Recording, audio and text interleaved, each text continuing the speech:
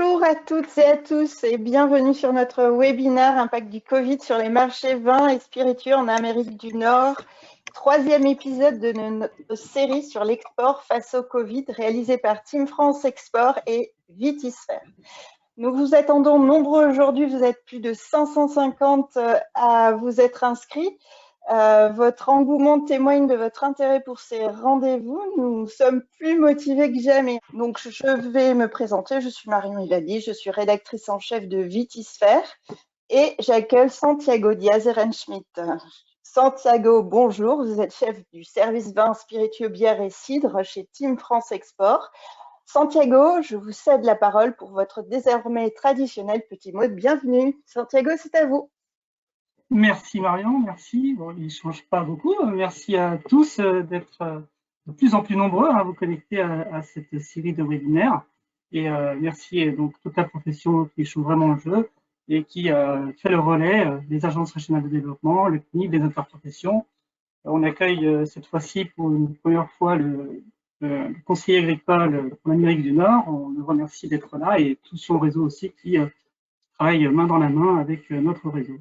Vitisphère et à la Team France Export, donc on continue à vous préparer le mieux possible donc à la reprise et notamment en mettant en ligne avec Vitisphère, sur le site de Vitisphère, les webinaires qui sont déjà passés. Donc vous pouvez les retrouver Chine, Hong Kong et Royaume-Uni, Irlande. Sur le site teamfrance-export.fr, vous trouvez également de nombreuses informations utiles à votre suivi de situation et aux aides de plans de soutien. Vous pouvez visiter ce site ou vous rapprocher de votre conseiller international de proximité de la Team France Export, qui est à votre entière disposition pour vous aider et vous préparer à cette reprise. Je vous souhaite donc à tous une très bonne reprise d'activité export dès que possible. Et Marion, je vous laisse la main. Merci Santiago et merci à tous nos partenaires. L'union fait la force et nous devons être plus solidaires que jamais. Je crois que c'est essentiel en cette période. Alors, pour ceux qui nous écoutent aujourd'hui, il y en a déjà qui ont assisté à nos précédents webinaires. On a vu Benoît Roumet, David Jagel. Vous êtes désormais des pros de son fonctionnement, mais pour ceux qui pour qui c'est la première fois, je vais vous expliquer comment nous allons fonctionner. Dans un premier temps, les experts de Team France Export vont prendre la parole pour partager avec vous leur exposé, puis vous pourrez prendre la parole et poser vos questions. Pour cela, vous pouvez le faire soit par écrit, pour ceux qui sont déjà présentés, vous savez faire, soit par oral, grâce à deux outils dédiés, soit par oral. Donc, pour les questions écrites, ouvrez la console à droite de l'écran en cliquant sur la flèche, tapez votre question, indiquez éventuellement à qui elle s'adresse et envoyez. Je me chargerai de poser des questions, éventuellement de regrouper les questions qui portent sur le même sujet. Pour les questions orales, c'est beaucoup plus facile. Vous cliquez sur la main. Quand le voyant devient vert, la parole est à vous. Voilà pour ce qui est de notre mode de fonctionnement aujourd'hui. Et sans plus attendre, intéressons-nous à la question qui nous réunit. Et pour nous en parler, nous accueillons Manilei Seto, qui est chef du pôle vin, spiritueux et bière de Business France Amérique du Nord. Vous êtes basé à San Francisco. Nous accueillons Sylvain Maestracci, conseiller agricole à l'ambassade de France aux États-Unis. Et nous accueillons également deux invités de marque, deux grands témoins, Patrick Burke, directeur des opérations chez Rootstock Wines, et Didier Seya, qui vous êtes PDG de Wine One Situation. Alors, vous allez tous les quatre nous faire part de la situation du marché en Amérique du Nord, nous expliquer comment le Covid a impacté la consommation, les circuits de distribution et surtout nous partager les opportunités que vous avez pu identifier. Sans plus attendre, je vais donner la parole à Manilei Seto. Manilei, c'est à vous. Bonjour à tous. Alors, je vais essayer de passer à la slide suivante pour vous présenter en introduction donc un état des lieux général aux États-Unis et au Canada. Il y a un petit décalage, voilà. Donc, le baromètre de la prospection en Amérique du Nord, au niveau sanitaire. Tout d'abord, comme vous le savez sans doute, les États-Unis sont l'épicentre de la pandémie avec New York comme point névralgique. Le nombre de cas aujourd'hui recensés est assez conséquent avec un peu plus d'1 million aujourd'hui et le nombre de décès aux États-Unis à 67 700 84 décès. Le Canada est un peu moins impacté qu'aux États-Unis puisqu'il y a moins de contamination et moins de décès, avec 59 000, à peu près 500 cas recensés et 3 682 décès aujourd'hui. Pour ce qui est de l'activité, la situation est variable d'un État à l'autre ou d'une province à l'autre. Les principaux centres urbains ont fermé les commerces non essentiels, mais l'ouverture se fait doucement. On voit notamment au Canada les provinces de la Colombie-Britannique ou encore le Saskatchewan qui ont repris leur activité aux États et qui ont repris leur activité. Pour ce qui est des États-Unis, si les deux côtes ouest et est restent encore en confinement, on voit que les États du sud et du centre, notamment la Floride, l'Ohio, la Géorgie, le Texas, vont rouvrir leur économie en maintenant les distances sociales. Pour ce qui est des restrictions des voyageurs, les liaisons aériennes restent encore en très faible nombre. Même la frontière USA-Canada demeure fermée alors que c'est celle la plus proche et la plus fréquemment traversée. Il faut toutefois rappeler que ces restrictions ne concernent que les voyageurs et non pas les marchandises. Donc les marchandises peuvent encore transiter dans le pays à l'international et tant au niveau international que national. En ce qui concerne la prospection, l'Amérique du Nord donc, est dans l'œil du cyclone actuellement, mais on observe une très forte demande et consommation de produits alcoolisés. Donc, les relations commerciales ne sont pas interrompues. Si vous êtes déjà présent, il faut maintenir les relations d'affaires. Et pour ceux qui ne sont pas encore présents, il sera peut-être plus sage d'attendre encore un peu, mais de prendre ce temps pour bien travailler la zone de marché visée. Si en revanche vous n'êtes pas encore sur ce marché et avez un produit qui répondrait à une demande spécifique, ça serait le moment d'entreprendre des démarches de prospection. D'après les échanges terrain que nous avons pu avoir avec des importateurs, ils continuent de s'intéresser aux offres nouvelles et se tiennent prêts à les considérer dès cet été. Et bien entendu, les équipes de Business France sont à votre entière disposition maintenant plus que jamais pour vous accompagner dans votre projet de développement en Amérique du Nord. Donc, pour ce qui concerne le poids du marché nord-américain, c'est un marché incontournable pour nos entreprises.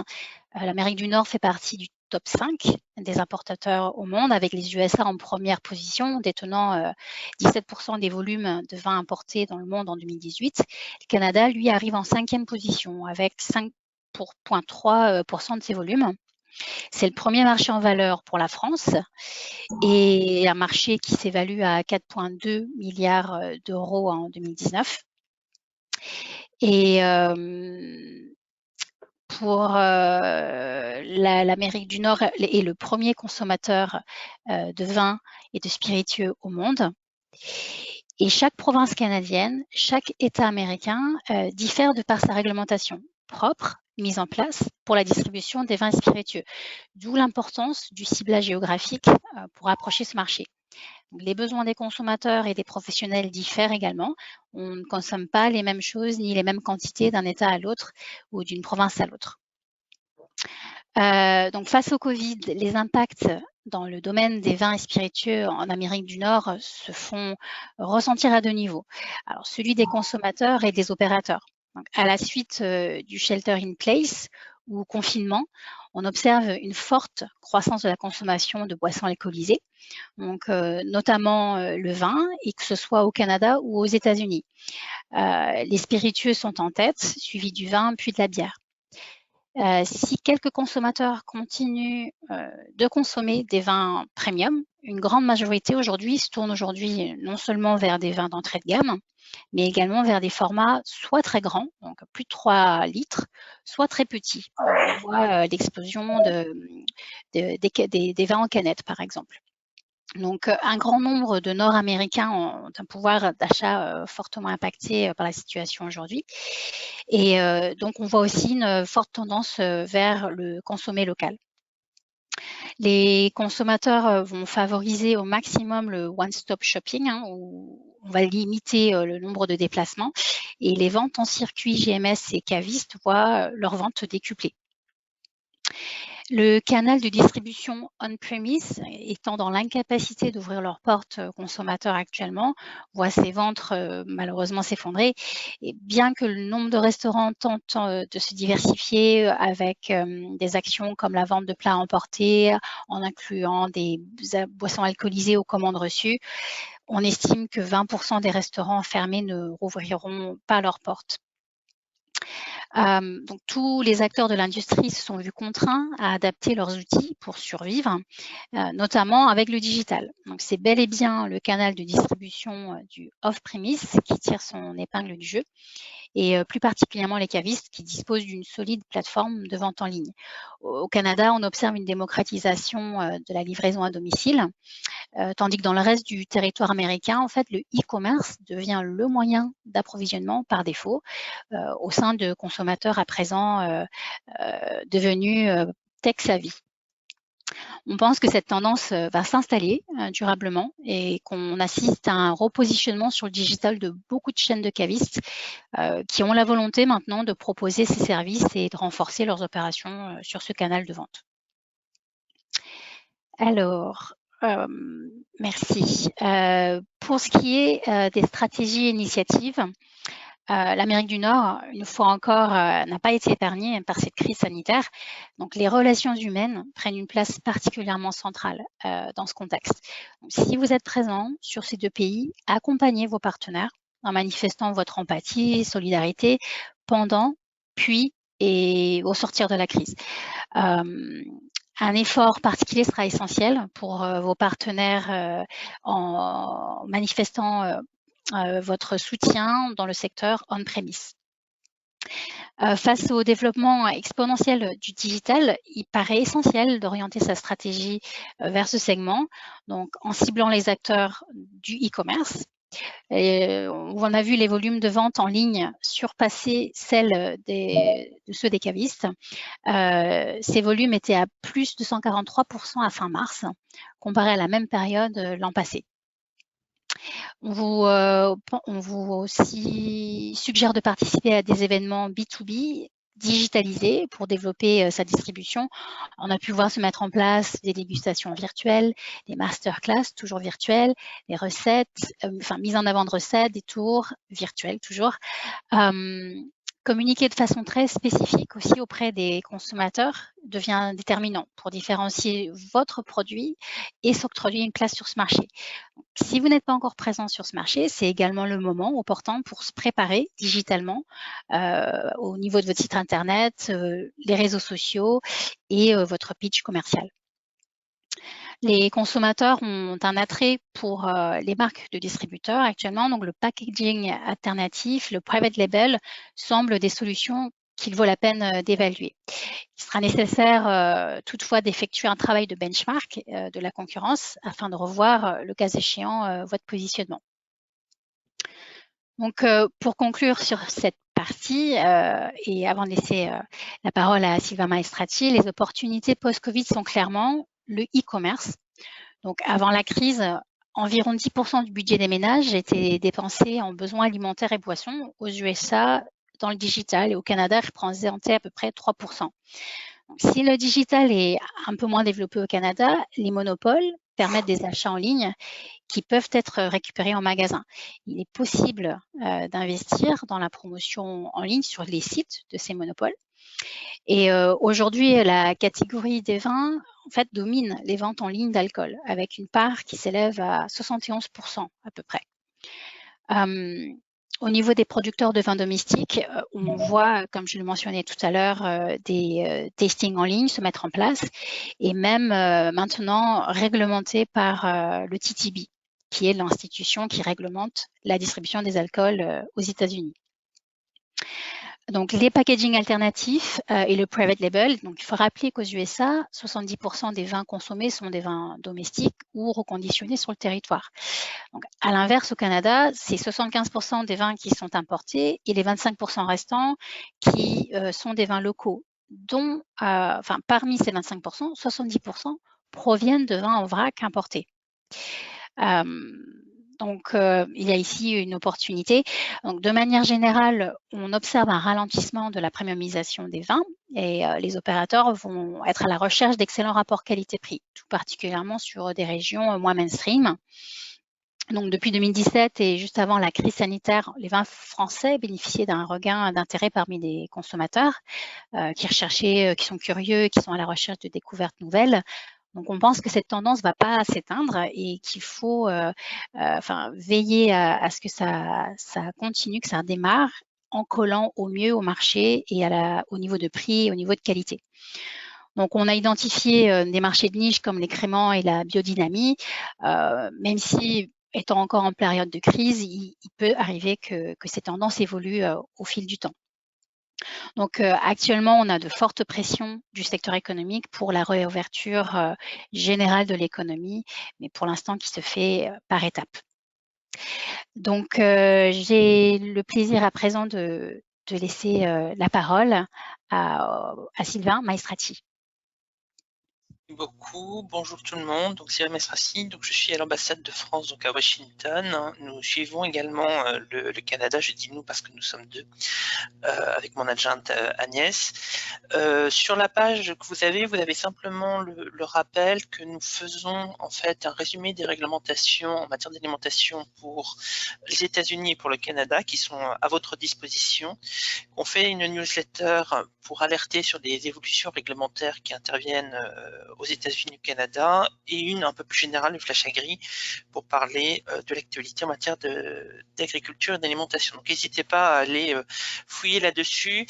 Particulièrement aux États-Unis, on est en train d'actualiser la fiche sur la réglementation des alcools aux États-Unis, en introduisant aussi un suivi de la réglementation au niveau des États fédérés.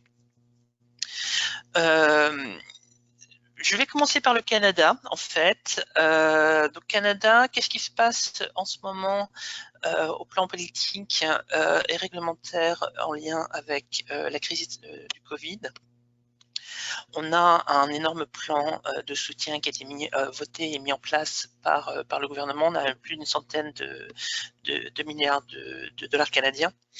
Il n'y a pas de mesure qui soit propre au secteur des vins spiritueux, mais en fait, on a un certain nombre de dispositifs de prêts aux entreprises qui font que certains opérateurs peuvent s'inscrire dedans. On a en revanche une mesure qui cible les importateurs, à savoir la possibilité de retarder le paiement des droits de douane qui sont dus de 90 jours, donc entre la période de mars et mai. Ça s'applique aux droits de douane, ça ne s'applique pas aux droits d'assises. Deux mots sur la réglementation de manière générale au Canada. Les vins spiritueux sont très réglementés. Dans la plupart des provinces, on a un monopole d'achat et de distribution qui limite assez fortement le fonctionnement du marché.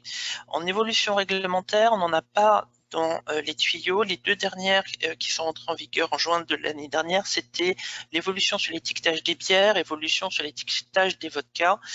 Si vous avez des questions, je vous renvoie sur nos sites, on a mis des résumés.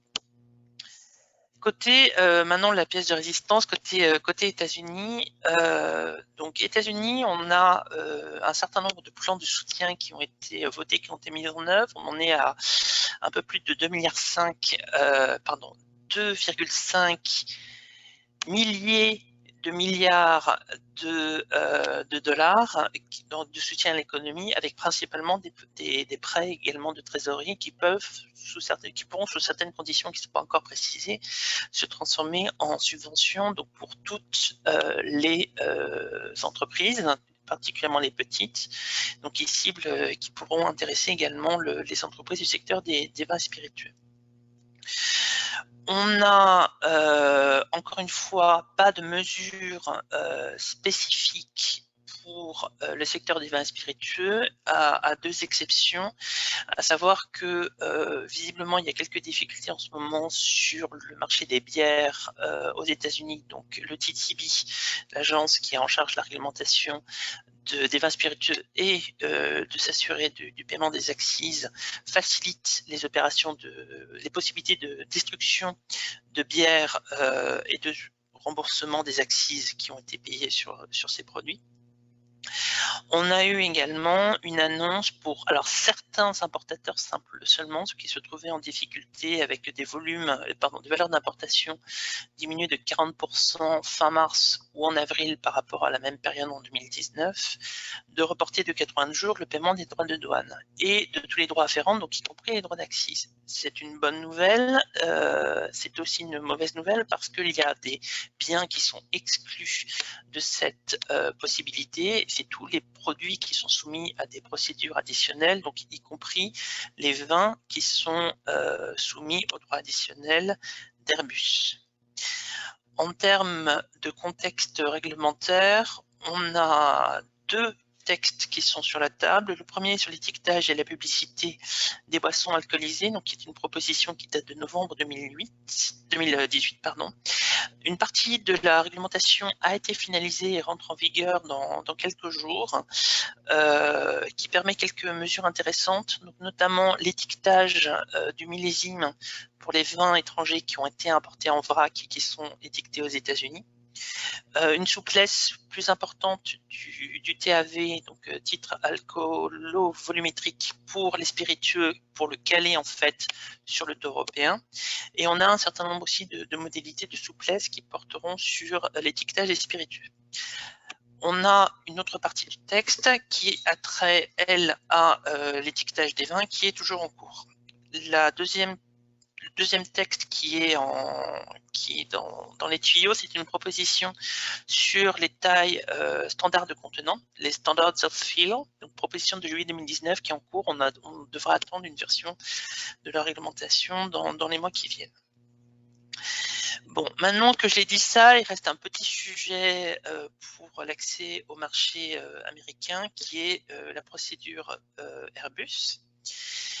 Donc, pour rappeler, nous avons une plainte des États-Unis à l'encontre de l'Union européenne et d'un certain nombre d'États membres, dont la France, sur des subventions à l'opérateur Airbus, qui ont procédure qui aboutit à une condamnation de l'Union européenne et la procédure s'est finalisée en septembre 2019. En application de cette procédure et donc en plein respect du droit international, les États-Unis ont mis en place, à compter du 18 octobre 2019, un certain nombre de droits de douane sur un certain nombre de produits importés de tout ou partie de l'Union européenne. Ce qui nous concerne pour nous en agriculture française, c'est évidemment au premier chef le fait qu'on a vu une imposition de droits de douane de 25% ad valorem sur certains vins, donc les vins autres que Tokai, ça c'est pas très discriminant pour la France, donc vin tranquille, de titre alcoolo-volumétrique inférieur ou égal à 14 degrés et dans des contenants de contenance inférieure ou égale à 2 litres. Dit autrement, le vin en vrac, le vin dont le titre alcoolo-volumétrique est strictement supérieur à 14 degrés ne sont pas soumis à ces droits. Conformément à la réglementation américaine qui imposait donc à l'administration de réexaminer la situation dans les 120 jours, le 14 février, donc c'était pour la Saint-Valentin, c'était sympa, l'administration américaine a décidé une révision à la marge des listes et des taux qui étaient appliqués aux produits. Donc, principalement, ça consistait à augmenter un tout petit peu les droits de douane portant sur les lignes d'avion qui étaient concernées et à faire une micro-modification entre deux lignes. Pour l'ensemble du secteur vin spiritueux français, ça ne changeait rien. Le prochain réexamen, toujours en vertu de la réglementation, c'est 180 jours plus tard, donc ça nous donne sur la première quinzaine de septembre. Réexamen qui veut dire que on revoit l'ensemble de la chose. Ça ne veut pas dire qu'il va y avoir des modifications à l'issue. C'est une obligation de moyens et pas une obligation de résultats. En théorie, tout est ouvert en septembre, c'est-à-dire que les droits peuvent augmenter, les droits peuvent diminuer, on peut changer la liste des produits qui sont taxés. En pratique, l'analyse qu'on fait au sein de l'ambassade de France, c'est que c'est très peu probable qu'il y ait une aggravation de la situation pour les vins français, pour 3 raisons. La première, c'est que lors de la révision qui a eu lieu entre décembre et qui a conclu en février, on a eu une énorme levée de boucliers de tout le secteur des importateurs et des distributeurs de vins aux États-Unis, et je pense que l'administration américaine a compris qu'il y avait un sujet économique à mettre des droits de douane pour ces opérateurs-là. Le deuxième point, c'est qu'en septembre, on sera à 2 mois des élections, donc élections présidentielles, la Chambre des représentants interne du Sénat. Ça risque d'être compliqué à ce moment-là de justifier une mesure à l'encontre d'un allié traditionnel des États-Unis que constitue l'Union européenne. Le troisième argument, et qui est un peu nouveau, c'est évidemment le contexte du coronavirus. Avec le coronavirus, on a des difficultés économiques qui apparaissent aux États-Unis. On a un taux de chômage notamment qui explose. Et donc, ce sera sans doute pas en septembre, en fonction de la situation, le moment de rajouter des difficultés économiques pour certains secteurs à une situation qui sera déjà plus compliquée qu'elle ne l'était en fin d'année dernière. Le dernier point, c'est qu'évidemment, l'objectif des autorités européennes, l'objectif des autorités françaises, c'est de régler le contentieux le plus rapidement possible. Depuis la mise en place de la nouvelle commission, donc on a pas mal d'échanges entre le commissaire Hogan et son homologue américain Robert Lighthizer pour négocier une sortie du contentieux Airbus et donc des droits de douane qui sont appliqués par les États-Unis en application de ce contentieux. Donc les choses avancent. Alors c'est un peu lent et c'est sous le radar parce qu'effectivement ce sont des négociations qui sont compliquées, mais ça avance. Dernier point de contexte, on attend la finalisation de la procédure miroir, parce que l'Union européenne a attaqué les États-Unis sur les subventions données à Boeing, et on attend la fin de la procédure à l'été. Donc ça donnera aussi à ce moment-là un momentum pour régler la situation. Donc en résumé sur Airbus, on y est encore pour quelques mois. On ne prévoit pas à l'heure actuelle l'aggravation de la situation à l'automne, ce qui est une bonne nouvelle parce qu'il y a quelques mois, je ne vous aurais pas forcément dit la même chose.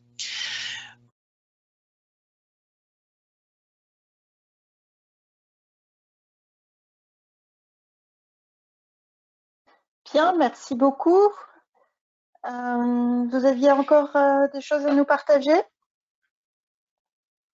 Oui, juste un dernier point, attention, quand on parle de commerce, nous sommes tous d'accord que vous n'avez pas la capacité, opérateur français, d'exporter directement auprès d'un consommateur américain ou canadien.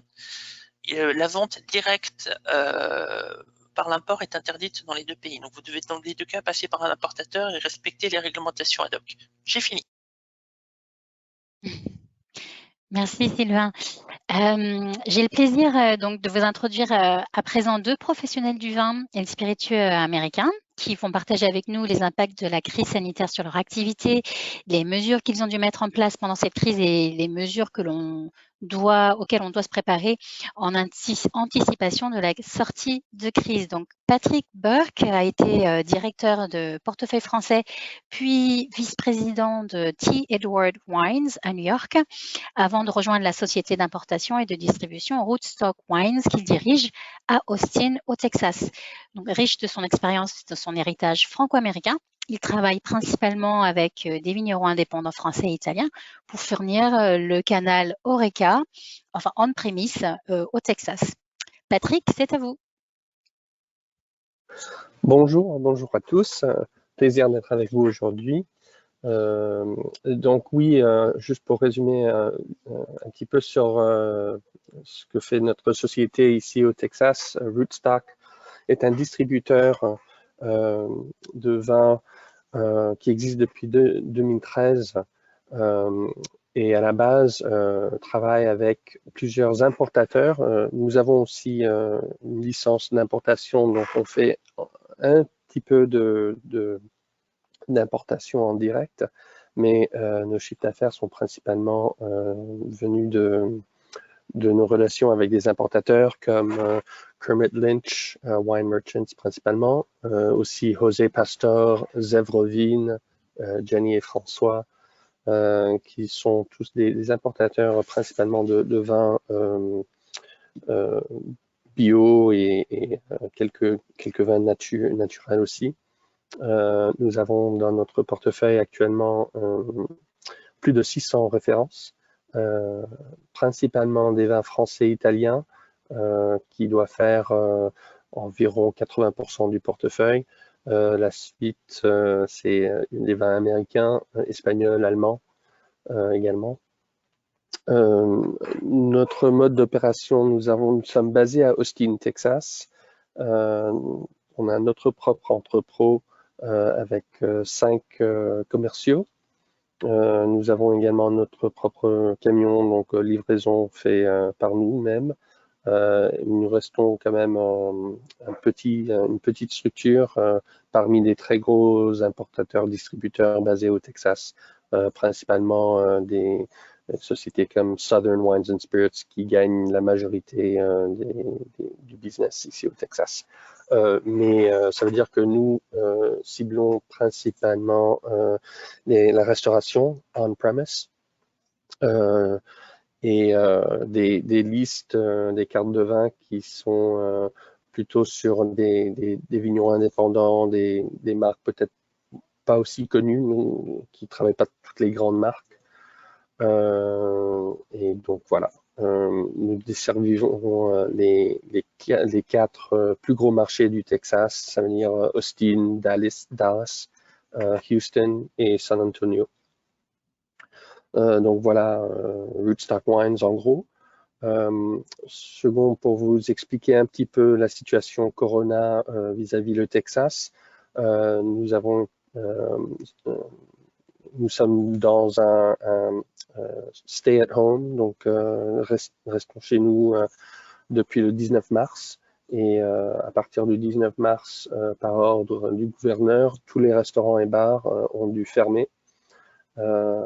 Et ça a pris à peu près une semaine avant que nous avons commencé à voir des restaurants qui ont trouvé le moyen de faire des ventes en take-out, en apporté. Et aussi, gracieusement, le gouverneur a aussi permis aux restaurations de vendre de l'alcool avec leur emporté. Ce qui a permis à pas mal de restaurants de gagner encore un petit peu sur leur vente et de déplier un peu leur stock de vin et de spiritueux. Mais ne serait-ce que ça pas vraiment, c'est pas du tout l'équivalent de chiffres qu'ils faisaient avant. Mais donc voilà. Et actuellement, en ce moment, depuis vendredi, nous sommes, et je dirais malheureusement, je pense à mon avis, un des peu États qui ont donné le droit de rouverture. Donc, les business qui étaient fermés avant, non essentiels, sont permis maintenant au Texas d'ouvrir les portes. Ce qu'on voit déjà après 2-3 jours, c'est que la majorité des restaurants restent fermés au public, continuent à travailler à importer seulement. Les gens sont un peu, ils sont pas prêts, ils trouvent que c'est pas encore, les conditions sont pas là pour ouvrir au public. Mais ceux qui sont ouverts ont le droit seulement à capacité de 25%. Ce qui fait que c'est bien évidemment très très difficile de gagner sa vie à 25% et de pouvoir payer le loyer, etc. Donc pour cette raison aussi, beaucoup de restaurateurs ont décidé d'attendre. Donc voilà où nous sommes ici au Texas vis-à-vis le Corona. Pour vous dire un petit peu, pour parler un petit peu sur le changement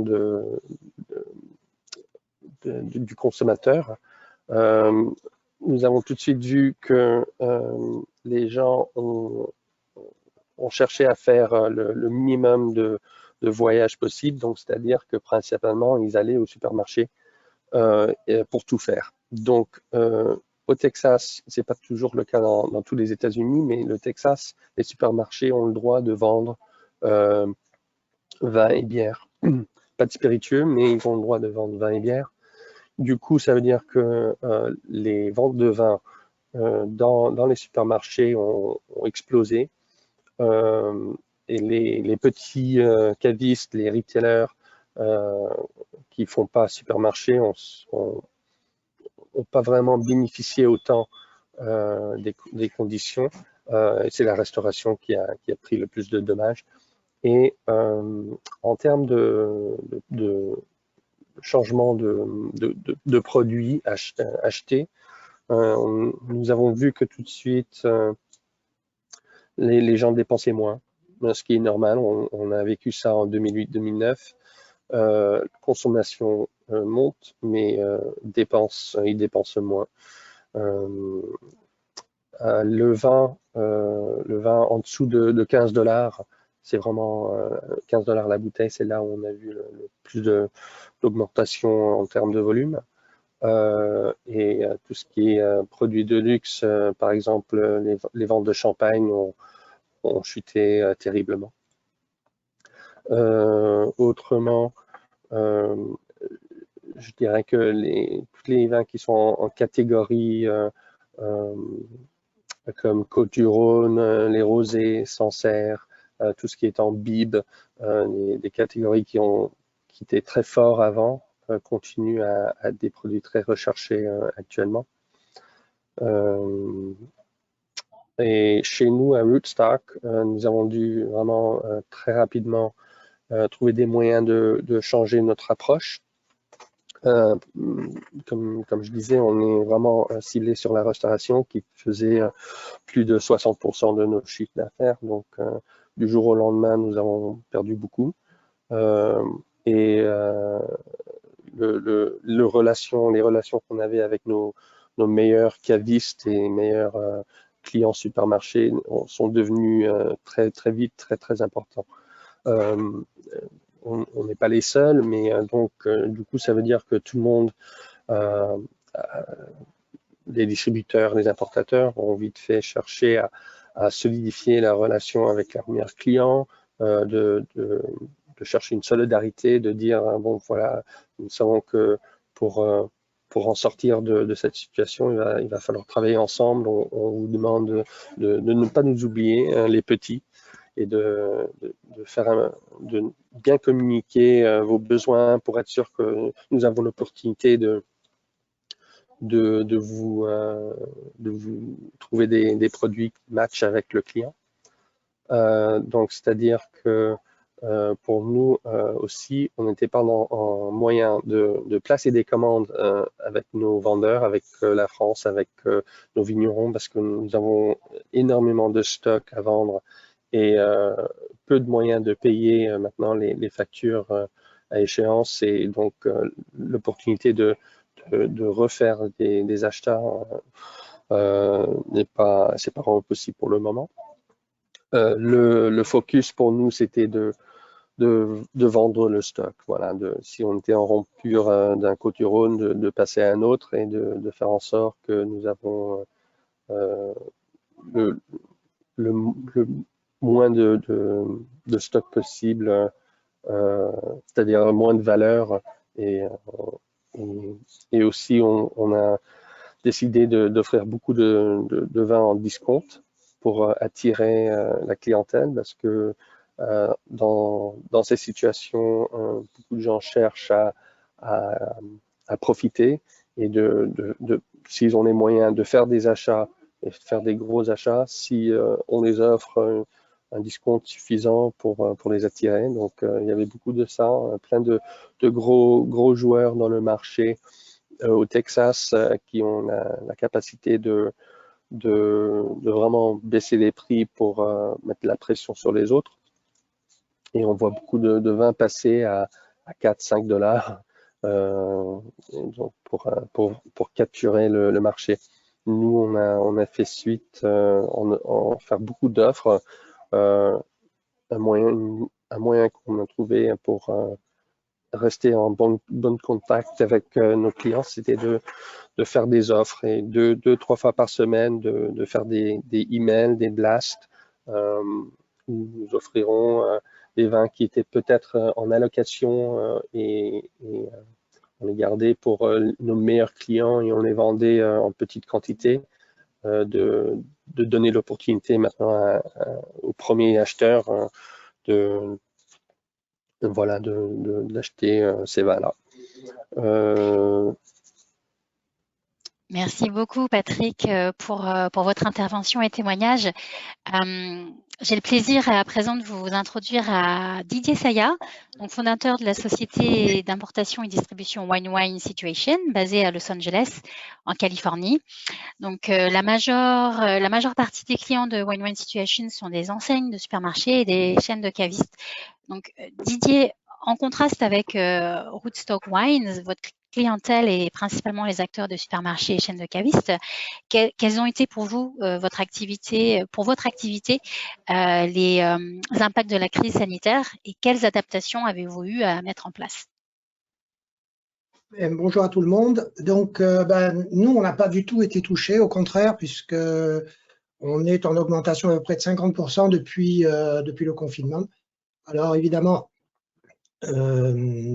après un choix que nous avons fait il y a plusieurs années, nous n'avons aucun restaurant et très peu de cavistes. Nous travaillons essentiellement sur les chaînes de magasins telles que Costco, Whole Foods, Safeway, Trader Joe, Bevmo, Bristol Farms, mais aussi avec l'État de Pennsylvanie, Specs au Texas et puis ABC en Floride. Donc, en fait, notre métier d'importation se joue sur à peu près 20 ou 25 États des États-Unis. Pour la distribution, nous sommes essentiellement en Californie, qui est un gros marché, bien sûr. D'accord. Et du coup, par rapport à la forte demande des supermarchés et des chaînes de cavistes, est-ce que tu remarques une tendance particulière pour un certain nombre de produits, à tel niveau de prix et dans quel format? Alors bon, moi ce que je pense, c'est que d'abord, les supermarchés de proximité ont très fortement augmenté au détriment de certains, tels que par exemple Costco, où on a vu quand même une baisse de la fréquentation qui était due principalement au fait que les gens ne voulaient pas prendre leur voiture pour aller jusqu'au supermarché. Et puis la deuxième raison est aussi, je ne sais pas, mais en ce qui concerne Costco, les files d'attente étaient extrêmement longues en extérieur. Donc oui, en ce qui concerne ces magasins, les targets ont été un petit peu différentes. C'est-à-dire que au lieu d'avoir une target, notre target habituel, on est à 15-25 dollars la bouteille et puis de 25 à 50 dollars la bouteille. Et là, on est plus sur du 10-15 ou du 10-20 en ce qui concerne Costco. Mais Whole Foods, alors par contre, aucun changement. Et je pense que la clientèle de Whole Foods est une clientèle qui est déjà assez aisée, qui n'a pas été trop touchée, surtout en Californie où il y a beaucoup de gens qui peuvent travailler de chez eux puisqu'ils sont dans des boîtes Internet ou des boîtes de technologie. Donc voilà. Et par rapport à cette forte demande de ces supermarchés, la Wine Situation a la structure et les ressources pour répondre à cette forte demande. Est-ce que tu as dû adapter tes ressources? Oui, alors, ce qui s'est passé, c'est qu'on a eu un peu de chance. C'est qu'avec cette histoire des tarifs en janvier, on a fait venir pratiquement le triple de nos commandes habituelles. Et ce qui fait qu'on s'est retrouvé. Bon, il faut savoir que nous, on ne travaille qu'en pré-vente. Moi, j'ai à peu près 1,5 million de stock qui ne sert que pour faire du door-store delivery, donc pas des livraisons en dépôt direct. Et donc, ce qui fait que le fait en janvier d'avoir chargé nos commandes, on s'est retrouvé avec un stock suffisant. Et on n'a pas vu, en fait, on a continué à faire venir des containers de France et d'Italie, mais on a eu très très peu de problèmes en fait avec la France en ce qui concerne des retards éventuels. Je crois que on a peut-être eu 2 commandes avec 15 jours de retard, mais sinon tout le reste c'est très très bien passé. D'accord. Pas en rupture de stock. D'accord. Et peut-être une dernière question avant de passer aux échanges. Quelle est, d'après toi, la stratégie à adapter à court ou moyen terme pour la sortie de crise, les do's and don'ts, si on peut dire? Moi, je pense que de toute façon, là, nous, déjà, on est en train de travailler sur des prix qui vont se situer entre 8,99 et 14,99, parce qu'évidemment, il y a quand même une majorité de gens qui est au chômage, majorité de gens aux États-Unis qui n'ont pas de savings et qui crient famine, donc automatiquement, ça va probablement peser. Pas sur le fait qu'ils ne vont pas acheter de vin, parce que comme on sait, le vin est important aux États-Unis, en tout cas l'alcool. Mais c'est plutôt sur les montants. Donc, cette target idéale qui était 14,99, 19,99 va probablement être pour un temps entre 9,99 et 14,99. Ce que je pense aussi, c'est qu'au-dessus de 24,99, c'est des gens qui ne seront pas trop touchés. Donc, nous, on va surtout continuer dans ce sens-là. Donc voilà, on a à peu près une centaine de vins qui sont répartis dans les différents supermarchés. On ne va pas les supprimer, ça c'est sûr, mais comme notre politique, on a une double politique, une pour les 90 points, les 90 plus, qui nous servent quand même dans les supermarchés où il n'y a pas de, de wine steward à pouvoir vendre un peu plus facilement nos vins comparés à d'autres. Et puis, ça c'est la première chose, et puis la deuxième, je ne m'en rappelle plus. Oui, les notations sont très importantes pour pouvoir communiquer. Les notations sont extrêmement importantes. Et bon, il y a aussi on a du coup une très forte demande maintenant de pas mal de producteurs français dû au fait qu'il y a quelques soucis avec les importateurs qui ne font que du on-premise. Donc, Bien, merci beaucoup pour votre intervention. Je reprends la main. On aura compris que sur le marché d'Amérique du Nord, il faut penser digital et certainement se poser des questions sur les prix de vente. Sans plus attendre, je vais passer aux questions-réponses et je vais prendre une question orale de Céline Barbier-Poulain. Bonjour Céline, vous allez avoir la parole d'ici quelques secondes. Bonjour Céline, c'est à vous. Bonjour. Céline, bonjour, bienvenue, on vous entend très bien. Tant mieux, merci. Bonjour à tout le monde. Écoutez, je ne sais pas, je n'avais pas spécialement de questions, j'écoutais, alors je suis un peu surprise d'être interrogée. Bon, disons que moi je suis producteur en Champagne, je suis un petit peu sur les États-Unis, notamment sur le Minnesota et sur Seattle. Et c'est vrai que je suis un petit peu ennuyée parce que pour l'instant le champagne c'est un peu compliqué, quoi. C'est le point mort et du coup je me posais éventuellement quand même la question à savoir quel pourrait être le prix de vente actuellement pour les États-Unis. Merci Céline. C'est la question de l'exportation du champagne revient souvent dans nos webinaires et on a plusieurs questions à ce sujet par écrit. Donc, si vous pouvez nous faire un petit focus sur l'état du champagne à la fois au Canada et en Amérique. Qui prend la parole en premier? Les ventes de champagne, effectivement, de ce qu'on peut voir sur le marché, sont moins dynamiques, on va dire, que les autres catégories par rapport à leur prix de vente. Donc, peut-être, est-ce que, Didier, je peux te repasser la parole par rapport au segment du champagne sur la demande par rapport à tes clients? Oui, en fait, le champagne, il y a quand même un problème, c'est que il y a d'autres pétillants, notamment le Prosecco, enfin qui a tendance à baisser maintenant, notamment, et les créments sont en pleine montée. Tout ça, c'est une question de prix aussi, puisque et puis, sur le champagne, il y a un autre problème, c'est le fait que les Américains, en ce qui concerne le champagne, retiennent les marques. Et donc, il y a certaines marques de champagne qui reviennent en permanence, notamment celles qui sont aussi présentes en Californie, c'est-à-dire qui font du pétillant en Californie. Donc, on parle des marques principales que tout le monde connaît.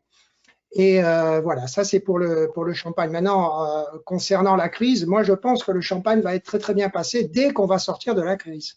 Ce qui est normal puisque c'est une boisson de célébration.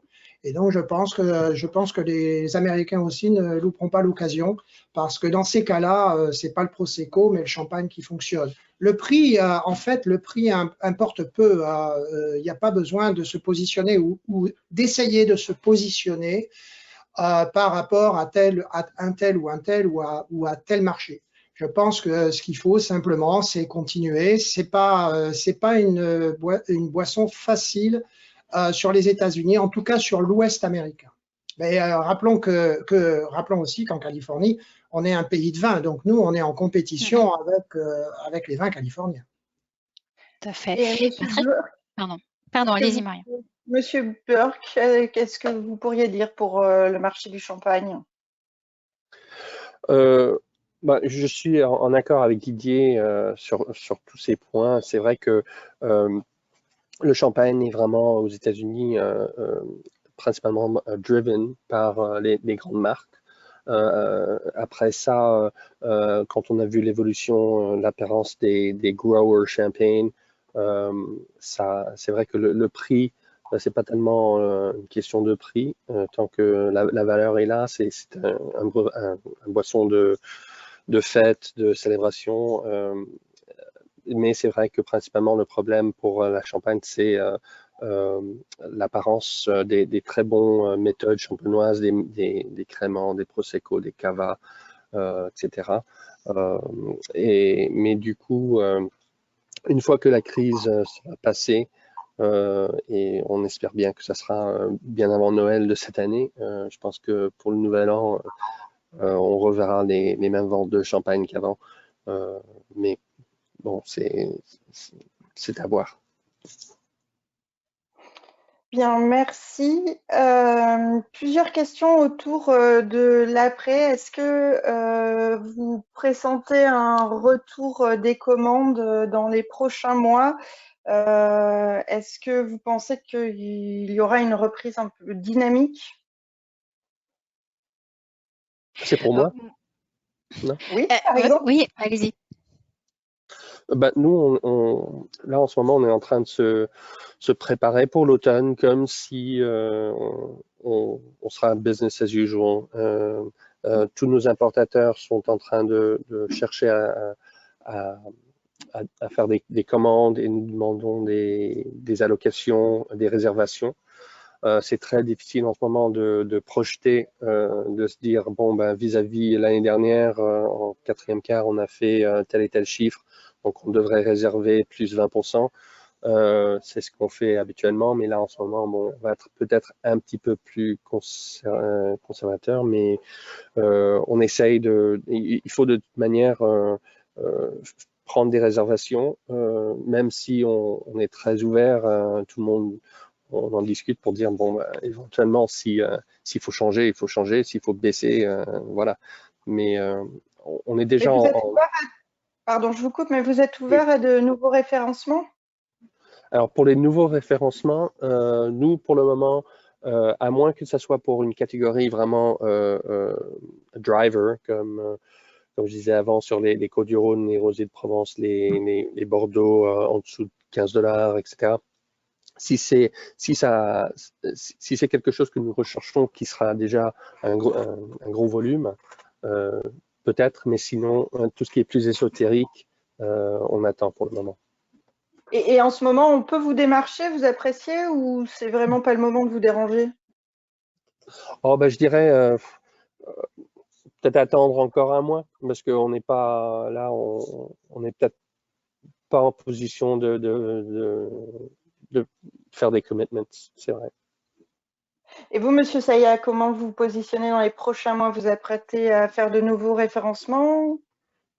Écoutez, moi, de toute façon, mon portefeuille, il est pas fixe. C'est-à-dire, on va dire, à peu près 60% de mon portefeuille qui d'année en année se reconduit, et 40% en fait parce qu'on a une politique différente. C'est-à-dire que nous, on se base sur la demande du consommateur et pas la demande enfin, on va pas pousser un producteur ou une appellation déterminée. Nous, c'est le client qui choisit. Donc, nos clients sont nos acheteurs de supermarchés, et la tendance, la tendance actuelle, oui, ils vont nous, on va, comment dire, ils vont nous demander certaines appellations que nous n'avons pas ou que nous pouvons trouver. Comme nous avons à peu près 4 acheteurs qui sont sur place en France et une centaine de producteurs, donc, mais on est toujours ouvert. Il n'y a pas de. Oui, vous aurez une bonne vision de ce qu'on va vous commander à quelle époque à peu près? Ah non, mais nous, on nous commande encore. Là, moi, j'ai reçu 3 commandes de Costco la semaine dernière. Whole Foods, c'est un petit peu différent parce qu'on a déjà une 60aine de vins, ce qui est beaucoup quand même pour un supermarché. Mais si je parle de Costco ou de l'État de Pennsylvanie, on leur a déjà envoyé une 15aine de vins à goûter. Ils nous ont déjà bloqué une 10aine de vins auparavant, juste avant la fermeture. Donc nous, ça continue. Mais il ne faut pas oublier que moi, je travaille sur la demande, c'est-à-dire que je n'anticipe pas, je n'ai pas d'anticipation. Moi, c'est le client qui décide. Donc, quand le client, et on travaille en instantané, tous nos producteurs le savent, c'est-à-dire sur leur disponibilité. Bien, merci. Je vais passer la parole à Manon Morel. Manon, je vous cède le micro. Ça va prendre quelques secondes. Manon, est-ce que vous êtes là? Bonjour, oui. Présentez-vous s'il vous plaît. Alors, je m'appelle Manon Morel, je suis en VIE actuellement donc à Montréal, au Canada, pour un vignoble du Bordelais.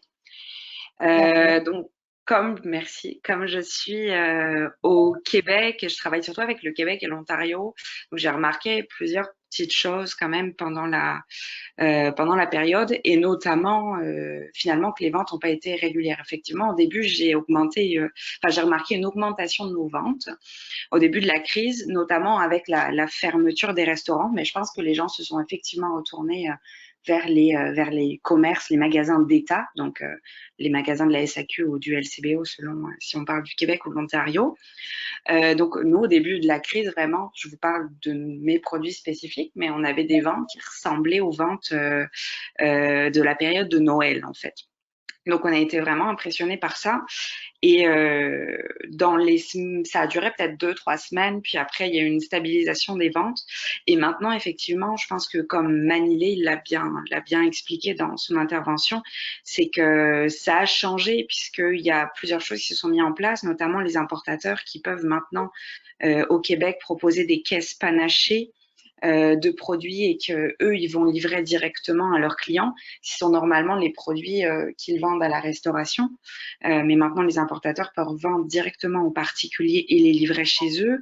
La SAQ propose aussi des livraisons aux particuliers directement mais que pour leurs meilleurs vendeurs.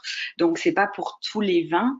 Donc, il y a certains produits qui s'en retrouvent un petit peu mise à mal au final maintenant aujourd'hui.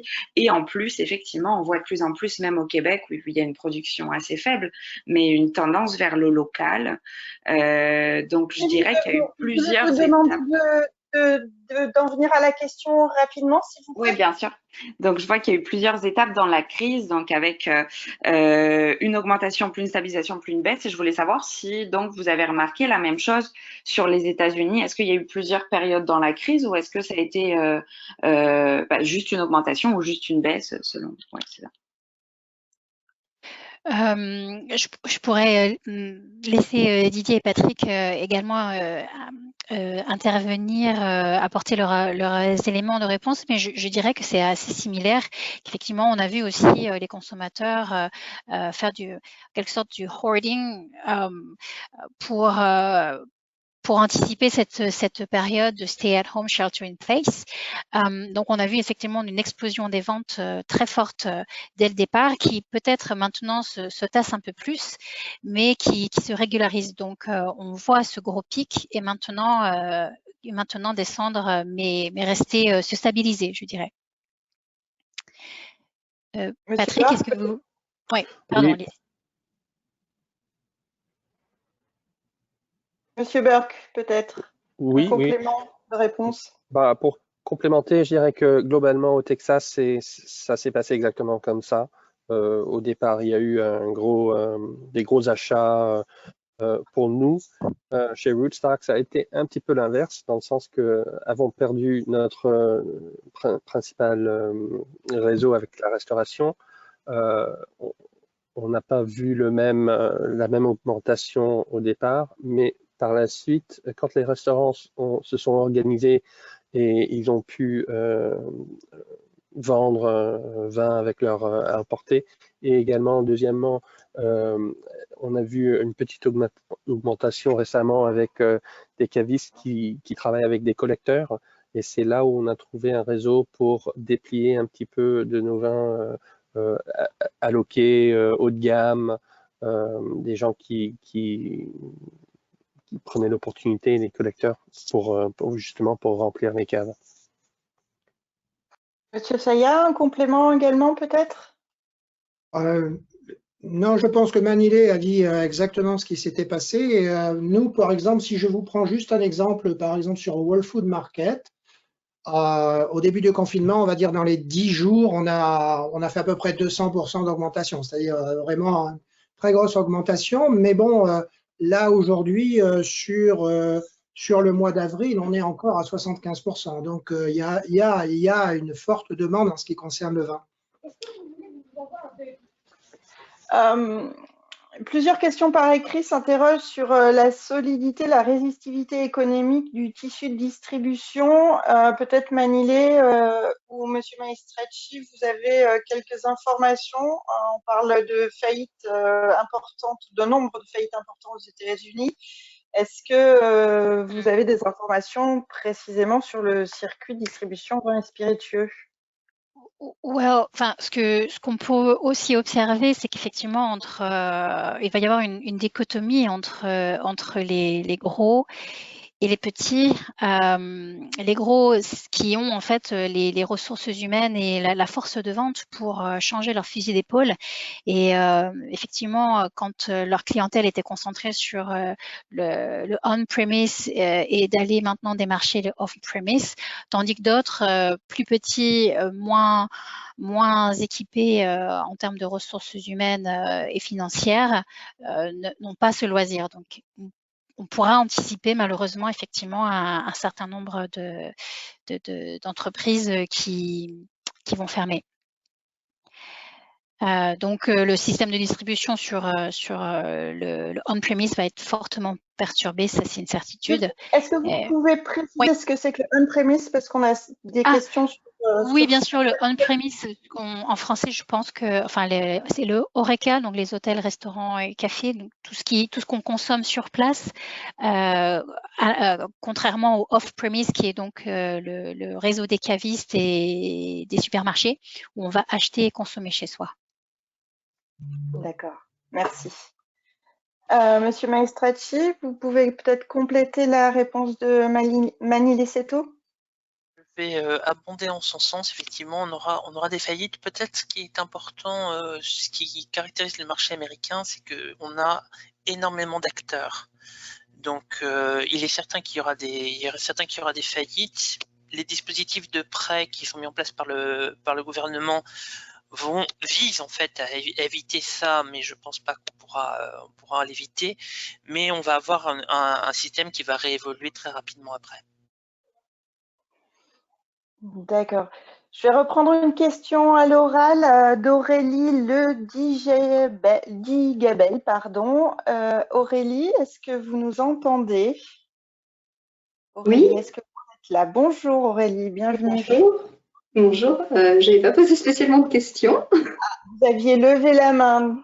Donc J'avais juste demandé si on pouvait avoir accès aux présentations, parce qu'il y avait des liens qu'on n'arrivait pas à consulter directement. Alors, on va vous répondre par écrit. Il y a plusieurs personnes qui nous disent ça. Merci.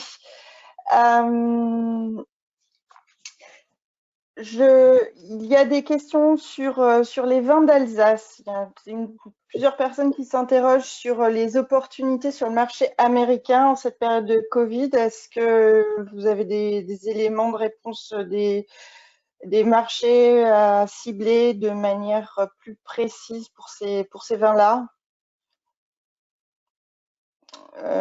Manilé, peut-être? Oui, je réfléchissais à voix haute. Je dirais, pré-Covid, on envisageait, enfin, on préconisait à nos producteurs alsaciens. Pardon? Peut-être qu'eux sont moins chers. Du coup, ils font. Donc, pardon, on recommandait plutôt la zone nord-est et qui avait on avait identifié des demandes. Après, par rapport, ce que j'essaie d'expliquer, c'est que chaque État a de telles particularités que, par exemple, les vins d'Alsace peuvent également fonctionner sur la côte ouest, mais pour des producteurs, plus familiaux, petits, biodynamie. Donc, ça va être tout de suite très spécifique et caractérisé. Donc, tout va dépendre en fait vraiment du profil du producteur et des produits, de la communication autour. Alors, communication très importante parce que on a relevé également que l'Alsace pouvait être pour les consommateurs une appellation un peu difficile à comprendre. Donc, et surtout avec le parallèle des vins allemands dont on fait l'amalgame de vins sucrés, alors que les vins d'Alsace ne sont pas du tout sucrés. Voilà, donc il y a une confusion dans l'esprit du consommateur. Donc, il y a un gros travail de communication à faire autour de cette appellation. Et une fois qu'on a fait ça, on pourra encore plus aller démarcher les zones nord-est notamment. Une autre question, c'est de savoir s'il y a des États qui sont plus ou moins touchés que d'autres. Est-ce qu'il y a des États qui résistent mieux et qu'il faudrait cibler en priorité?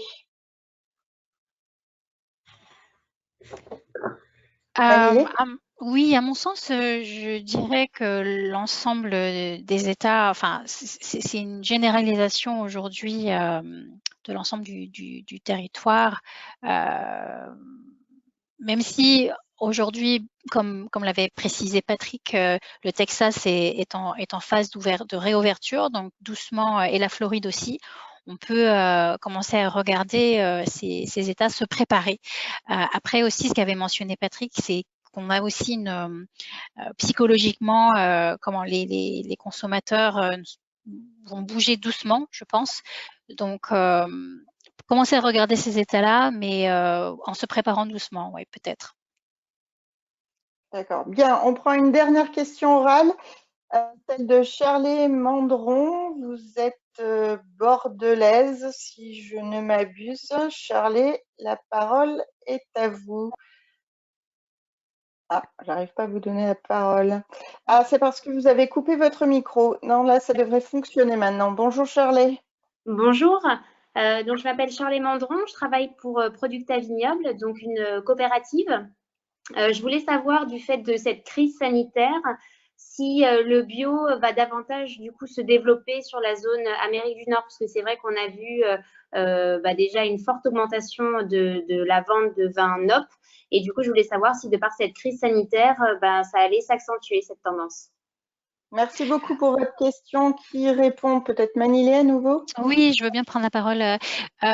Écoutez, je pense qu'effectivement, le bio et la biodynamie vont être particulièrement porteurs, puisque aujourd'hui, les consommateurs sont particulièrement sensibles aux questions de santé, de bien-être.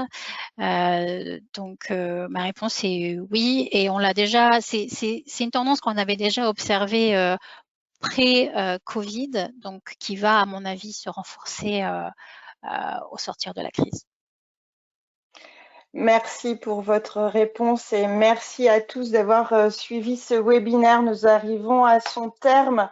Je voulais remercier tous nos auditeurs pour la qualité et la profusion de leurs questions. Merci beaucoup. Sachez que toutes les questions qui n'ont pas eu de réponse seront traitées. Vous recevrez les réponses directement dans votre boîte mail par les experts de Business France. Je remercie également nos intervenants pour la qualité des informations qu'ils ont partagées avec nous.